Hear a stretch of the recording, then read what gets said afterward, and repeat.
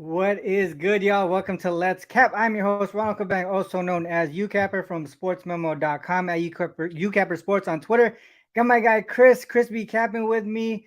Man, it's been a while, dude. I took a 2 week long break. I was gonna start back up on Monday, but since the triple double show got canceled today, I was like, I don't want to go this Friday without talking about the NBA. Yesterday was a pretty decent day in the NBA. Went 3-2 on the sports memo plays, but took some personal plays on the Warriors after I did a show with Jay, and those hit the first half in the full game. So overall, pretty profitable day yesterday. Hit the big ladder on Looney out of all guys. Hit Looney. I think it was 19 plus rebounds and assists was a plus 520 for me. So I really liked that. But yeah, man, the playoffs have been doing really well for me. I know the beginning or the middle part of the regular season was tough. A lot of like load management stuff, not a lot of consistency with what we were seeing from teams. But the playoffs is like everybody's putting their 100% effort except for Kawhi, obviously sitting yesterday, which is kind of crazy, bro. But like, man, I know you've been on the heater too, right? Like, the playoffs has been treating us well, right, Chris? Yeah, absolutely. I see. I was hitting about 74%, 72%. And then yesterday happened, which I got the player props wrong, but I've only been dabbling with the player props, not going, like big units at all. Yeah. So size treated me well again yesterday. And yeah, it's been pretty consistent. I see it's been really good, man. Let's just say that. Yeah, Hopefully like we if can we kind of can keep get it this going. type of effort, if we can get this type of effort from these teams and players through the regular season, dude, we would have been smashing. I'll tell you that for sure. We kind of caught on to some of the trends late in the season where we found out when teams would show up, right? Which teams would show up and when. So, better late than never, right? I feel like that's the way that we should think about it. All right, well, we got 3 games today. I don't know if you looked ahead to this weekend's games, but for the most part, I'm running my systems, and I got a couple plays tomorrow at least that I know of. But not, I didn't really deep dive into them. But if we have time, maybe we can touch on those. But for the most part, let's get into the games today. We got 3 games on the board. First one up, the Celtics and the Hawks. This one here, let me check out my notes real quick. I know I was writing some stuff earlier. All right, so Celtics, yeah. So Celtics here, 2-0 already, winning both games by double digits. Both have been gone under as well. We're seeing a lot of balanced effort from the Celtics here. You saw, like, I think both games, double-digit scorers on the Celtics side, and then you have a different top scorer in both games as well for the Celtics. So for me, for the most part, the depth defense is on the Celtics side. But did you see anything in this game at all that would point you towards the Hawks here? Because I know I hear some guys on the Hawks because Scott Foster is there, from what I heard, but I'm not too sure, man. I think the Celtics got this matchup locked in, but I'm gonna share my screen, try to see if we can find some trends. But did you see anything in this game? Not enough to make me want to put my hard-earned money on the Atlanta Hawks in this spot. I see. I feel like the line is pretty telling, and we talked about this a little bit before the show started, but a lot of my systems that I kind of looked at yesterday, back in the Philadelphia 76ers, who are big favorite in their matchup against the Brooklyn Nets, also are in play for today as well, and I'll just kind of go through a few of those. And Yeah. and of course matchups aren't necessarily the same. Styles make fights, of course, but in game Yeah. two, I'm sorry. So just from a system perspective, I see looking at Killer Sports. So I looked at home favorites who won game one and game two. I'm sorry, road favorites. So road favorites who won game one and two as home favorites. So and I can send this to you. I see you don't have to. I'll copy it and send it to you in the chat, so you can just click I on it. got you. Um, yeah. So home favorite, road favorites who won game one and two. Now their road favorites are 4 points or more in game three. It looks like those teams were yesterday with 27 and 11 straight up, 23 and 15 against the spread, which is 60 and Hold a on, half Chris. percent. Hold on, Chris. Put in the private chat so I can copy and paste it. Oh, I thought I put it in the private chat. I put it in the other chat. My fault. All right. So there you go. So that's Gotcha. home road favorites of 4 points or more after winning both games at home to start the series, right? Because we Yeah. always talk about line functionality. So looking at that, I think what can you zoom? Hold on, maybe I need to zoom in just a tad bit more. Let's see. Yeah. So yeah, you see the numbers in front of you. I see. So that's pretty strong. It backed the Philadelphia 76ers last night. And then if you Yeah. add that it's round one, so you just add that it's round one of the playoffs, because sometimes we know that we can get like some all series aren't created equally, right? Sometimes it's later in the series where you get more competitive basketball, but the trend just gets Yeah. stronger, right? So you see that it gets stronger in round one.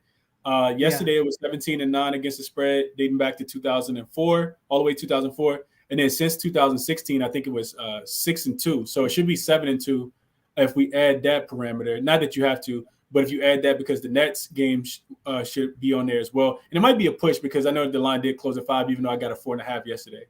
Yeah. A lot of us got the 4.5. We were happy about that, obviously, with how Right, right. No, that game ended.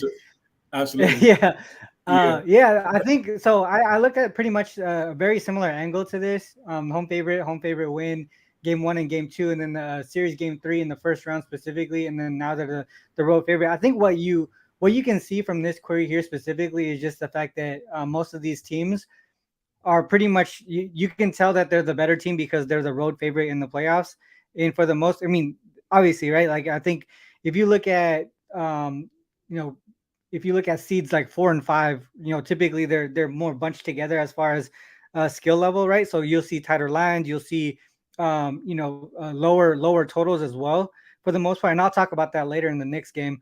But for the most part, if you see like a top 3 seed and they're obviously top heavy, they're going to be a heavy favorite at home, and also they'll be maybe a slight favorite on the road. And you'll see that there's that big difference between those teams here. What up, Minaf? What up, Um, I see. Real quick, one more thing yeah, I wanted to add. So just if you add that the total is lower than the previous total, I think it actually increased a little bit. You could take the season part out so we can look at the history of the database. I think yeah. it actually increases just a tad bit, and that game might not pop up because I think the total did go up just a tad bit, but I could be wrong. Let's see. So it's still Am I there. right? Yeah, it's still there. Yeah, yeah, So you see that yeah. it kind of gets stronger, which is why I was telling you before the show started. I did the 2-team money line parlay yesterday with the Philadelphia 76ers and the Boston Celtics. So I don't really want to play it today, but Celtics the only way I would be able to look. I see. I think it's like you said, it's kind of telling that they're laying 4 points on the road, and the books are 5 points on the road. Books are expecting them to win by multiple possessions today. Yeah, I think I mean, I took the Celtics and the Sixers series to go under 5.5 games. So I mean, just after watching the first two, it almost seems like they would sweep both games. I mean, they just kind of dominated. I don't know where Atlanta could make their adjustments, but real quick before we shoot out to Munaf here, real quick, I just want, because I'm pulling a similar trend to what you just pulled. Um, I just want to bring it up real quick. So it is since 2016. We're looking at series game equals 3. And round equals 1. And we just say road favorite, I believe. If you just do that simply, what I was just talking about, Chris, like if they're the road favorite, they're the better team by margin, right? Especially in the playoffs. 26-6 straight up, 23-7-2 against the spread. That's 76.7% hit rate since 2016. That's active today on the Celtics and Nuggets. It just shows that the better team is going to win, to be honest. And we've seen so far this season, this playoffs, the teams that win, they typically just cover the spread, right? Yesterday was the first day that we seen games where the team that won didn't cover, but they did cover the opening line, right? The opening line for the Suns was 2.5. They obviously didn't cover the closing line, and then the same thing with the Sixers where it was 4, right? -4. A majority of people got 4.5, and then obviously they didn't cover that -5, but they did push. So that's the way that I'm going on this one here. I do like the Celtics, but Munaf, I know I saw you in Ski's show, and you brought up the Scott Foster the Scott Foster angle. What are your thoughts on this one, Muna?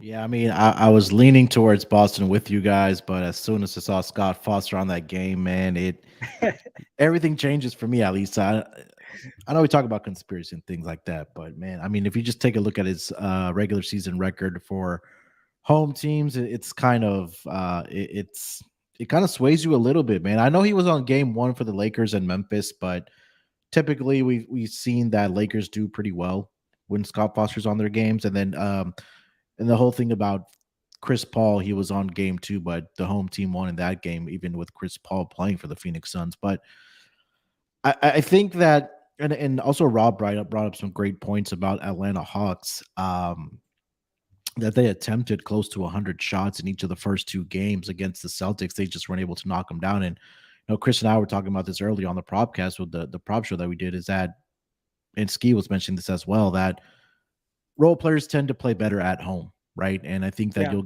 probably get a better effort shooting wise as well from guys like Bogdanovich and DeAndre Hunter and Sadiq Bey and that sort. So I'm gonna lean here with the Hawks in this game, but I already had liked the over in this game. But even now with Scott Foster there, I'm 100% on the over. All right, so real quick, while you were chatting about it, if I did kind of pull the ref stats, we talk about ref stats in our chat, and I pulled up the Scott Foster trend. So, I remember we were talking about like how he does with home favorites, but I just took the home favorite part out because obviously the Hawks are dogs here today, but specifically with the Celtics in the playoffs, the Celtics are actually 8-2 against the spread with Scott Foster as one of the refs there. If we go back to just maybe home. Well, I can look at Atlanta. We go to Atlanta if he's refed. They're 1-3.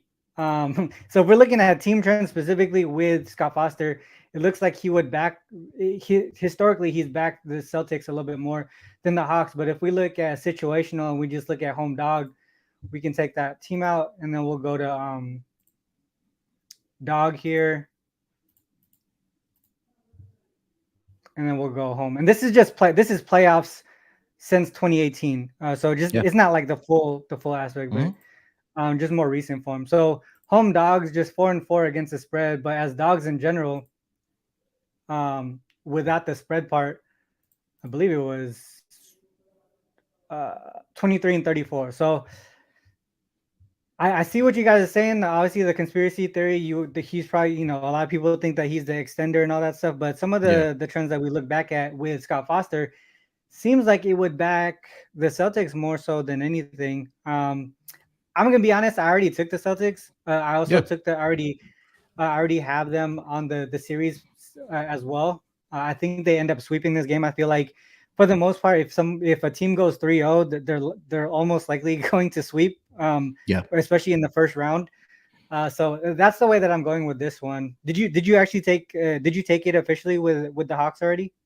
I actually already played the over this game though. Okay, gotcha. Yeah, I got the over for sure, but I wanted to get there with the Hawks, but I think you bring up a lot of great points as well, as with Scott Foster and things like that. But I think the shots will fall for the Hawks here at home. I know the first two games, like I mentioned, they've gotten close to up to 100 shots in those first two games. They just weren't able to fall. And Scott Foster usually has a quicker whistle, I guess we could say, or a friendly whistle to either team. I think the first game with Memphis and LA, they put up, I think, 75 free throws, if I wasn't mistaken, and then 40 something, in game two with the Suns and the Clippers. So I think Boston will get their points. And then we also talked about it during the regular season, RC, that since the All-Star break, that Hawks at home were over a cash cow towards the over. I think they finished 9-5 after the All-Star break to the over.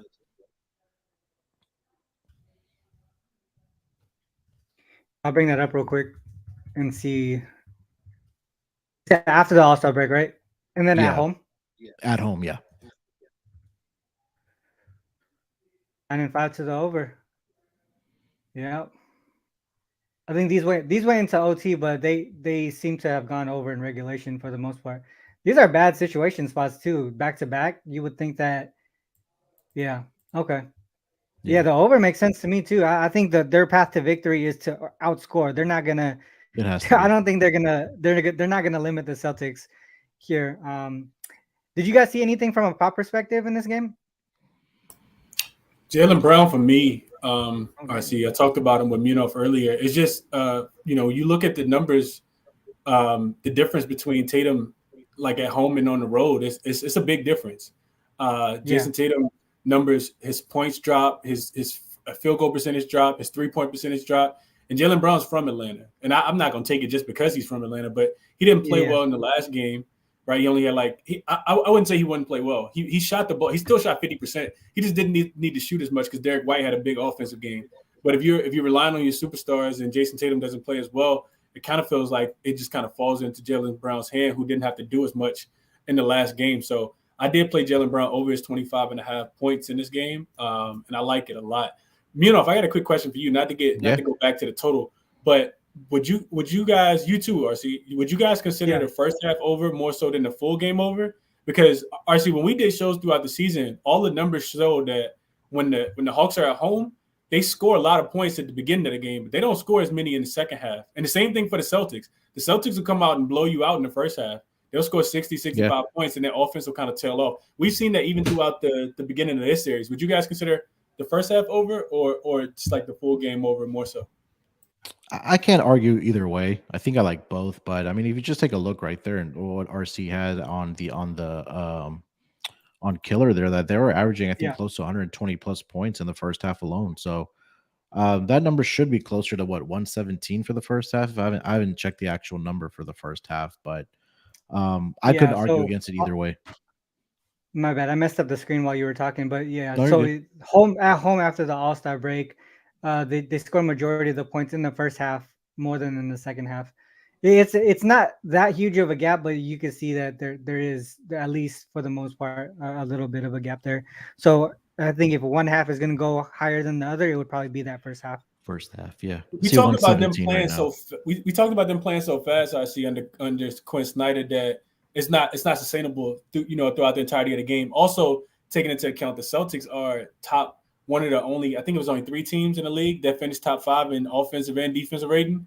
And that's what's been, the Achilles heel. The Celtics, the Atlanta Hawks haven't even gotten over their team total in the series yet, and that's their best attribute.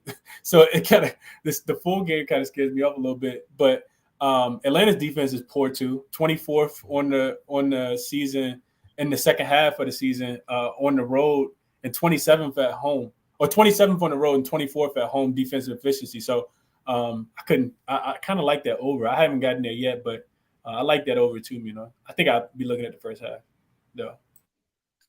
Yeah, so I'm looking at the Celtics after the All-Star break as road favorites, and if you look at these heavier lines, they're typically going over. I feel like it's that situation that we talked about towards the end of the season when they don't really care to play any defense because it's not that meaningful.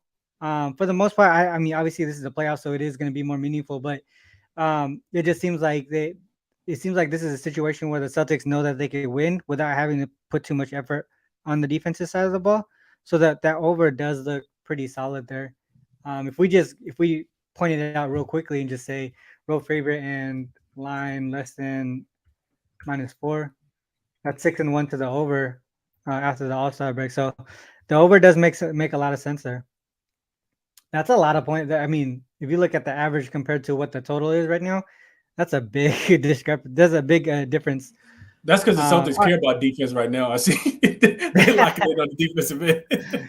Yeah. Let's move on to game 2 here. The Cavs and the Knicks. So this one this is the game that I haven't placed a bet on yet. I know Chris, I know you like the first quarter here. I know I was watching Jay's show as well. He liked the first quarter. Did you have anything on this one? Are you aligned with those guys with the first quarter here in this one? Yeah, I think I like Knicks first quarter, first half. It's been just one of those trends that they've done well, especially at home, right? We've talked about this a lot throughout the season.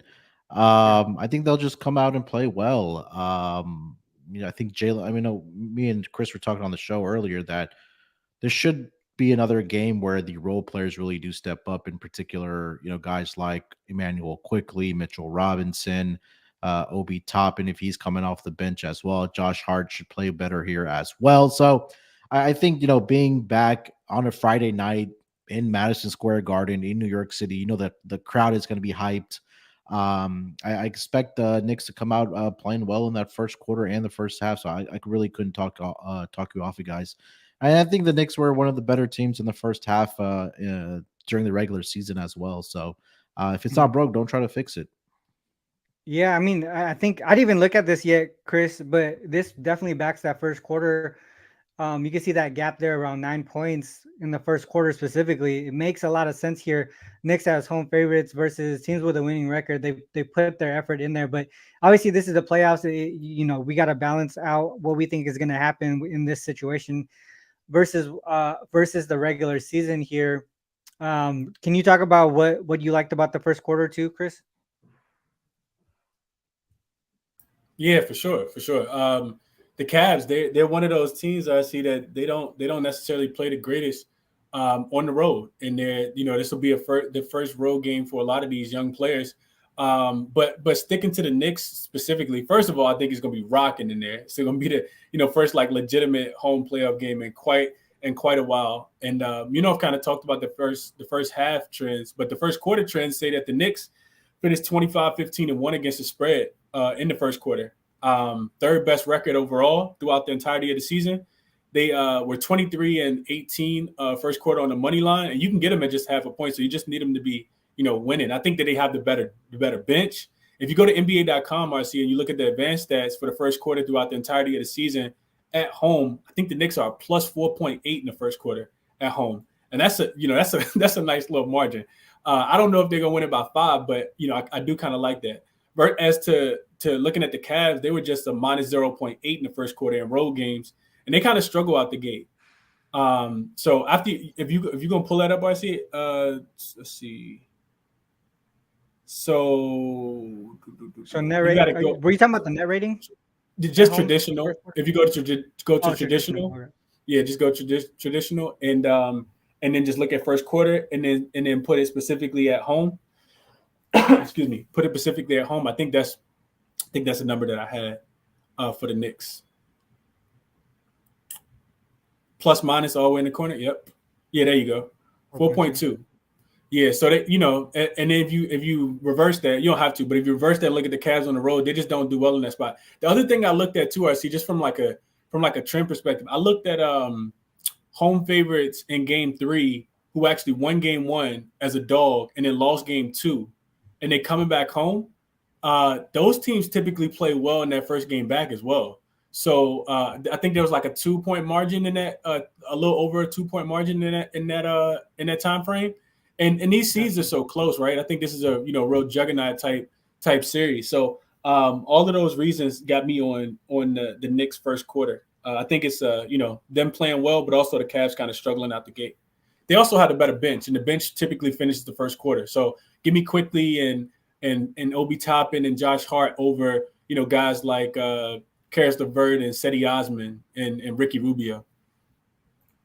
Yeah, the depth seems to be on the Knicks side as far as like the bench, and like Munaf mentioned that the role players will probably step up here at home as well. Just looking at some of the regular season trends real quick, just the Cavs as road dogs versus teams with a winning record, the opposite of what we just saw with the Knicks. They're 1-7, 3-5. 1-7 straight up, 3-5 against the spread. Right now, the line at where it's at, you're pretty much just asking for the team to win, right? And we talked about how basically the teams that are winning are covering the spread. So if you think the Knicks are going to win, might as well just take that. If we go back to, what was it? The Knicks as home favorites, 8-2 straight up and against the spread. Did you guys see anything on the total at all? I wanted to play not on the total. Yeah, I wanted to play the under. I looked at the Knicks just in the playoffs in general. I think there's something like 0-6-1 to the under, just dating back to like 2018 or something like that, because they haven't been to the playoffs much. But I didn't get there just because they have been playing with a little more pace recently. So it feels like they will want to try to get out and run. I know me and Munaf talked about this earlier, but if you've been watching the games, they've been like trapping Brunson a lot, like in the half court. Yeah. As soon as he comes across half court and making somebody else try to be the playmaker. So I think both of these teams, they want to get out and run because, you know, it's part of their best offense. It'll be hard for these teams to score in the half court.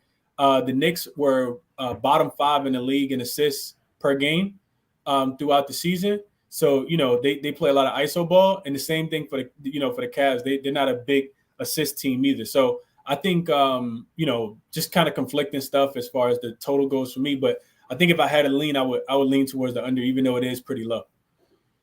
What do you think, RC? Earlier when we were talking, remember I was telling you about how like the tighter teams, they typically go under, specifically the seed 4s and 5s in the first round. So what I looked at, and I've been using this, is since 2017 in the playoffs in round 1 specifically, because we know the seed 4 will play seed 5, which would be, you know, very comparable as far as the level of the team.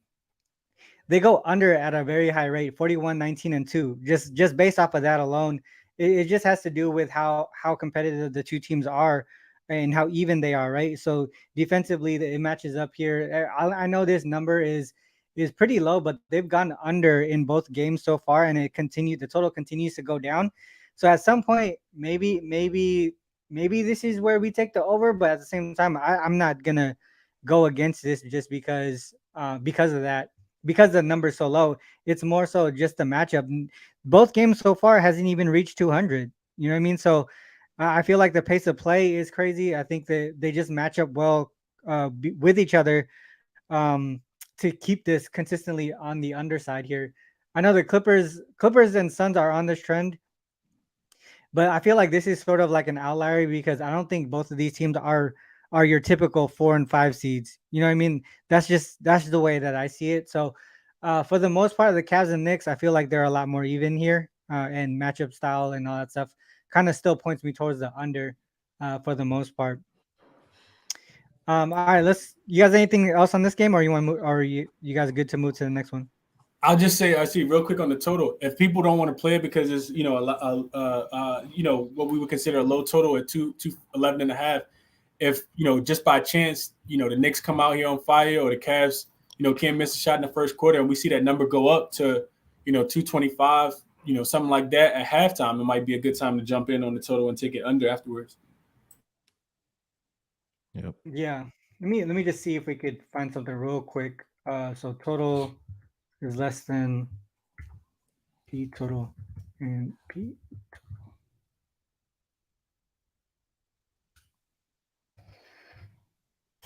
So just historically, if 2 games in a row go under and then the total consistently goes down from game to game, profitable to the under 61, 44, and 7 to the under, and this would be consistently through the playoffs, not just round 1 or anything like that, or series game 3 or whatever. Just 2 straight unders and 2 straight consistent totals going down. So historically, it does say that the under is a spot. Well, there's a good run of overs here though, but just historically, it does say take the under. Let's move on to the last game here. The Nuggets and the Wolves. I did give out that trend earlier that pointed to the Celtics and the Nuggets. I did take both of these teams here. I know the sense of urgency is on both of the home dogs today, but just historically, it seems like the road favorites in Game 3 typically get it done. But Munaf, let's start with you here. Do you have anything on this game? I would probably lean with the Wolves early. It's just, again, one of those trends that teams down 0-2 going back home. I think we saw it with the Warriors last night, and then I think the Nets they didn't cover the first half, but I think for me, kind of going back to game 2, we could have saw the Timberwolves really could have caved easily, being down double digits at halftime, but they came out in that third quarter and played really well behind the effort of Anthony Edwards. But I think everything would obviously the success would depend on what they get out of Karl Anthony Towns, because he hasn't been very good so far this season, in this series. But kind of going back and looking at the 3 matchups, or the last 3 matchups head to head between these two teams, in particular in Minnesota. Minnesota's actually won all 3 of those games, and I think they've scored a minimum of 124 points in all 3 of those games as well. So I think that maybe Minnesota found something in game 2. I know they faltered a little bit in that fourth quarter. I'll go with the Minnesota Timberwolves in the first half at least. I'm gonna go follow that trend of the teams being down 0-2 returning back home. Yeah, I think what you're I do think that would happen. I think from a game flow perspective, right, it would be Wolves early, and then the Nuggets kind of using their depth and just I guess just me thinking that the Nuggets are the better team overall. They got the best player on the court as well. Yeah. Typically, that's what you look for in the playoffs, right, Mhm. from a full game perspective. And I think obviously we're not going to see sweeps all the time, especially when it's laid out like that. Yeah. But in the first round, I feel like it's more apparent than it is in any other round, just because of the gap between the two teams here. And then I mean, the Wolves, if they weren't missing Reed and McDaniels, this would be a lot closer of a series than 100%. it is, right? Yep. I just don't know if they have what it takes to overcome that. And they also had bad timing with team chemistry and morale with what happened with Anderson and Gobert. So a lot of things kind of just pointing towards a downward slope here for the Wolves in general. But maybe they bring in some type of momentum early at the very least. Chris, would you have anything on this one? Nah, honestly, I'm gonna sit on the sidelines in this one. Nothing at all. I just think that they still haven't kind of figured that chemistry piece out, like you said. I see, like I saw so many like just bad team chemistry with Gobert being out there, and Denver Nuggets offense is so potent that you really can't have too many plays off. You can't just be out there doing nothing, and it feels like that's what Rudy Gobert is out there doing sometimes, and it really hurts the team because you could just stand in the corner, like this dude is like I don't know. I don't like this team. I don't want to back this team with him on the floor. Yeah. I'm a big fan of the Timberwolves. Big fan of Kyle Anderson and love Anthony Edwards, of course. I think Cat has a big game. I know he only scored 10 and 11 points in game 1 and game 2, and I think his points sitting at like 20 and a half. So maybe a look towards Cat, but nothing for me in this game. I feel like you feel RC. I think that they could win the game and cover the short number as well. That being the Denver Nuggets. But like Munov said, I think if they have anything, they should probably leave it all out there in the first half. Depth wise, like you said, RC, a lot more depth on Denver. Yeah, for sure. I know a lot of people are talking about Jamal Murray, Bubble Murray coming back with his performance in game 2, and Joker pretty much flirting with that triple double in game 2 as well. Do you guys see anything from a prop perspective on this one?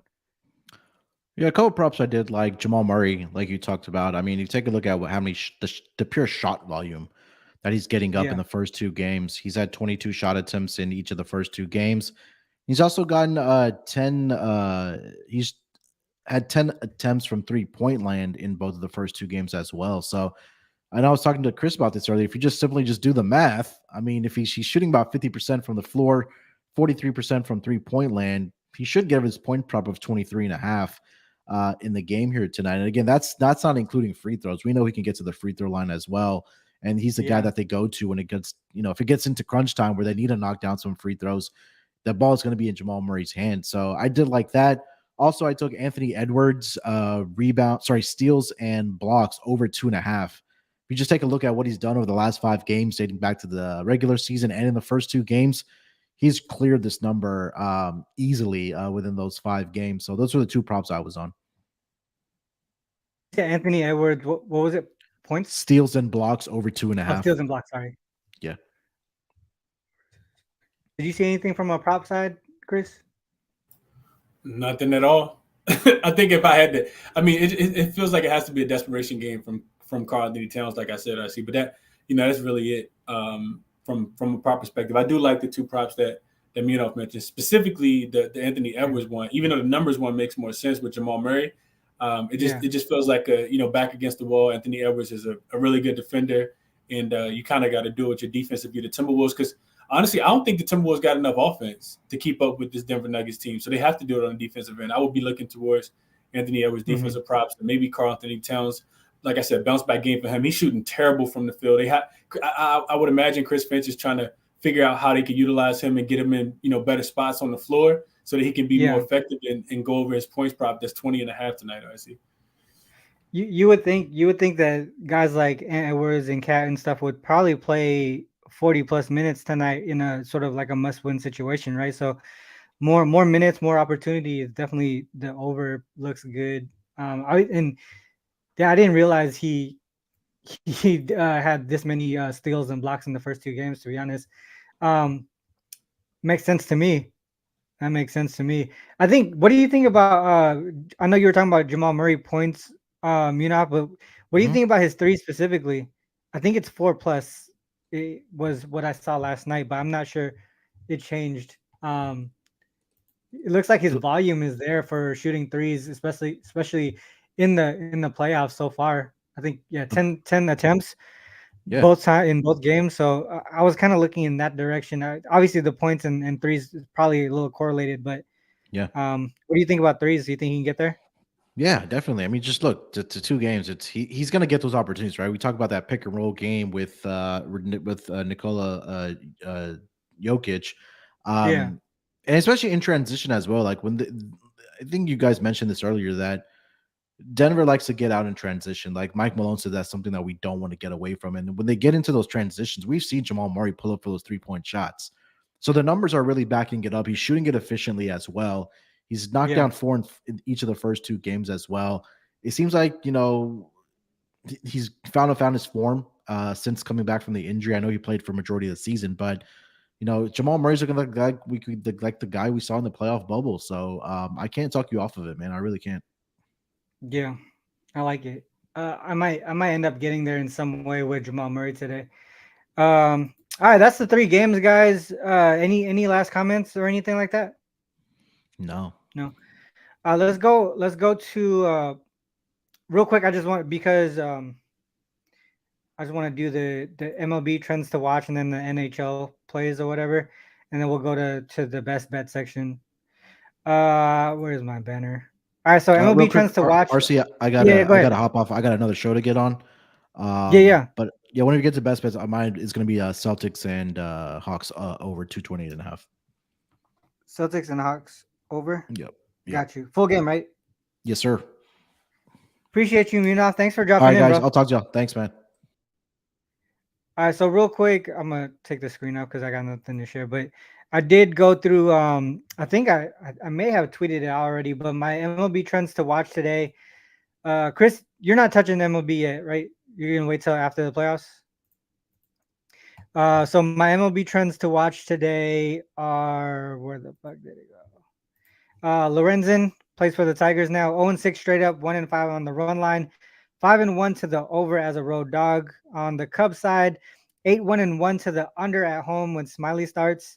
And then I have 2 more. Oakland, the A's, 5-1 straight up and on the run line when Sears starts versus a divisional opponent. And then the Diamondbacks, 8-2 straight up, 9-1 on the run line when Zach Gallen starts at home, following a start where he allowed 2 or less runs. So he backs it up with a good performance here at home.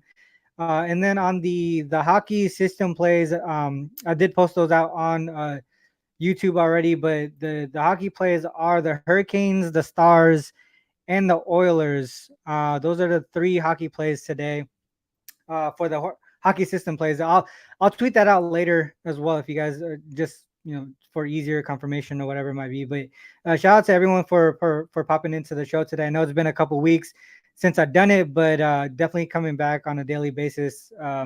Same time on this same channel here. But let's go to the best bets or closing comments, top looks, or whatever it might be. Chris, go ahead and kick it off and let us know what you want to drop for the viewers.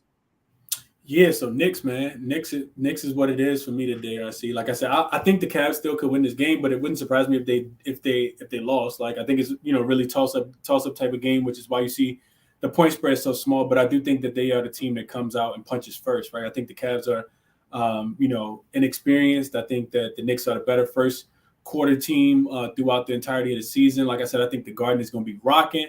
So give me the Knicks first quarter. Minus the half a point. You can take the money line as well. I think it's like a minus 120, but I did lay the minus half a point. So I got it at minus 108. So not too bad of odds at all.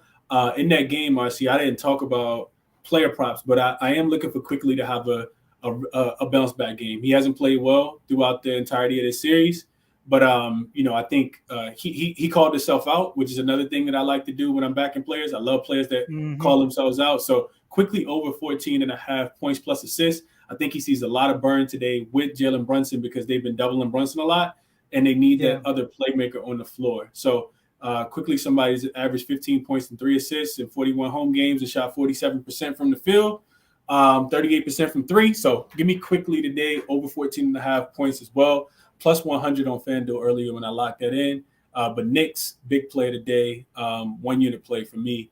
Knicks, first quarter, minus the 0.5. Got you. I think I'm gonna tell you guys on that first quarter Knicks. I didn't really have anything on that game other than leaning towards the under for the most part. But I think what we looked at today, how the Knicks do at home versus how the Cleveland Cavs do on the road, and a lot of the angles that you guys brought up. I think that Knicks first quarter, I'm gonna be telling that one. I took the Celtics and the Nuggets on the full game. I can't talk anyone off of taking the other team, like the opposite team, to start the game. But I think overall in a game 3 where I think these teams are overmatched. Like I said, I think if Minnesota had Reed and McDaniels, this would definitely be a different series. But the way that they're made up right now, I just feel like the Nuggets and the Celtics dominate the series here. Pretty much. I'm not too sure if the Nuggets sweep, but I think the Celtics do sweep. Same thing with the Sixers. So I took the Celtics and the Nuggets on the spread there. If you guys want to, I would say maybe take the Nuggets on the money line if you haven't taken it already. It's not that much more expensive, but you're really just asking them for the win, and I think that will happen tonight. Other than that, I do have a player prop that I liked. It was Jarrett Allen. I know a lot of people tell the Looney yesterday. Hopefully we get some type of similar win today. Hopefully we get a big one here. But Jarrett Allen over his rebounds and assists. I gave it out to my Sportsmemo clients yesterday. Over 12.5. It was plus money at 105, plus 105 last night. I took that. I also laddered it up to 15 plus at 270. If we look at how Allen has done, I mean, I think the way he closed out the regular season wasn't very convincing on how you would expect him to play, but his matchups versus the Knicks have been pretty good. I think he's hit over this 12.5 in 5 straight against the Knicks specifically, and including the 2 here in the playoffs. And then I think there was I took the 15 plus because I think he's gone over. He got 15 plus in at least 4 of them. So I think the most recent one he hit 13. Then the other ones were 15 and up. So that's why I laddered it up there. And I think for the fact that it's 1-1, right? Where this is sort of like a must-win situation for this series, right? Typically, if it's a 1-1, that game 3 is very pivotal, whatever. How it's important, basically. Pivotal, to win that game. Crucial. Yeah, exactly. So that means that the top players are going to be on the court for heavy minutes. So and I always say, like with props, you want opportunity and minutes, and I think Allen is a key part into this because of limiting offensive rebounds on the Knicks side. You can see that was a big difference from game 1 to game 2. Is the rebounding aspect, and there was a lot of second chance points on the Knicks side, and Jarrett Allen's going to be key in limiting that moving forward in this series. So he's going to have the opportunity to get at least 12.5 or get 13 rebounds alone. And in this series specifically, he's already gotten 7 assists between game 1 and 2. So I don't think that the books have adjusted the assist part of it yet with this rebound and assist prop. So taking advantage of that, I think he does get another 3 or 4 assists in this game here specifically. So that's the way that I went as far as the prop side. So other than that, I think that is it. We touched on a lot of stuff here. It definitely went longer than I wanted it to, but that is it. Chris, you doing your spaces today? Yes, sir. 5:30 Eastern time. Tap in, man. We're gonna be going through all the games. Everybody gonna be sharing their player props and their sides, and we'll try to cash some tickets. I see, like we always do, man. Yes, sir. All right. Well, that's the end of the show, guys. And this was not a planned show today. Triple double got canceled, so like I said, I didn't want to do a Friday without doing the NBA show. And we'll be back on Monday. Hopefully, Chris will be with me same time. So what I'll be doing, guys, moving forward on Twitter on the day before the show, I'm gonna just call out. I'll just put out a tweet asking for you guys to pick the top 3 plays that you guys want us to cap the next day, and we're just gonna stick to that 3 games on the board, whether it's MLB or NBA. Maybe just I don't know. What do you think, Chris? Should we just stick with NBA until the playoffs are done? Probably make the show shorter versus bouncing back and forth. But I mean, it's totally up to you. Let's just, as long as there's 3 games on the board per day, at least 3 games on the board per day in the NBA playoffs, we'll continue to do that. Once it gets to the point where there isn't, then we'll stick in some MLB there. But for the most part, that's the way that I'm gonna do it moving forward. Just because I don't want to do hour-long shows anymore. Like I said, I got burnt out, so this 2-week break has been super helpful for my mental, and it's also helped with the capping, to be honest, because we're on a good run right now. So let's hopefully we continue to cash out the rest of the NBA playoffs and then into the MLB season. With that said, guys, this is the end of the show. Please hit the like and subscribe button before you go as well. Next show on Monday, 11 a.m. Pacific on the same channel here. Till then, good luck with all your action, guys. Fade or follow. Peace. I already forgot how to close out my show, bro.